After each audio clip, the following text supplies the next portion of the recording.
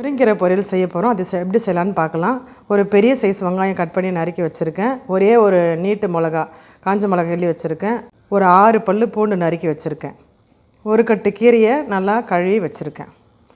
இப்போ வந்து கடாய் எடுத்துக்கலாம். ஒரு 2 ஸ்பூன் எண்ணெய் ஊற்றிக்கலாம். ஒரு அரை ஸ்பூன் கடுகு சேர்த்துக்கலாம். கடுகு பொரிஞ்ச உடனே காஞ்ச மிளகாவும் பூண்டும் சேர்த்துக்கலாம். அது லேசாக ஒரு வதக்கிட்டு கொஞ்சம் வதங்கினா போதும். அதை வதக்கிட்ட உடனே வெங்காயம் சேர்த்துக்கலாம். சும்மா லேசாக வதங்கணும். வெங்காயம் கொஞ்சம் ஒரு கலர் லேசாக மாறிச்சுன்னா போதும். கலர் மாறினதும் முருங்கீரையை அதில் சேர்த்துக்கலாம். தண்ணி இல்லாமல் எடுத்து சேர்த்துப்போம்.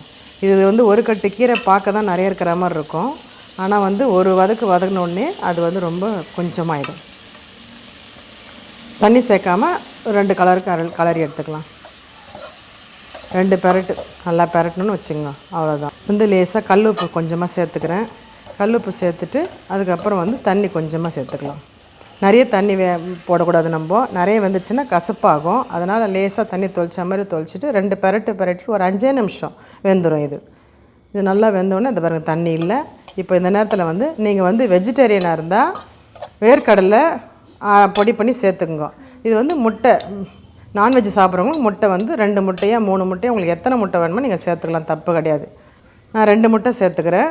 3 முட்டை வேணாலும் நீங்கள் சேர்த்துக்கலாம். 4 முட்டை வேணாலும் சேர்த்துக்கலாம். தப்பு கிடையாது.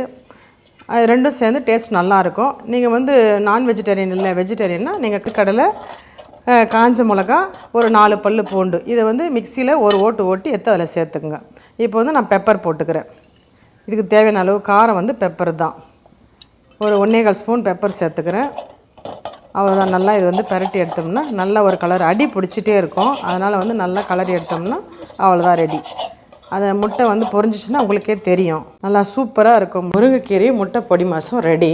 இதே மாதிரி நீங்களும் செஞ்சு சாப்பிட்டு பாருங்கள்.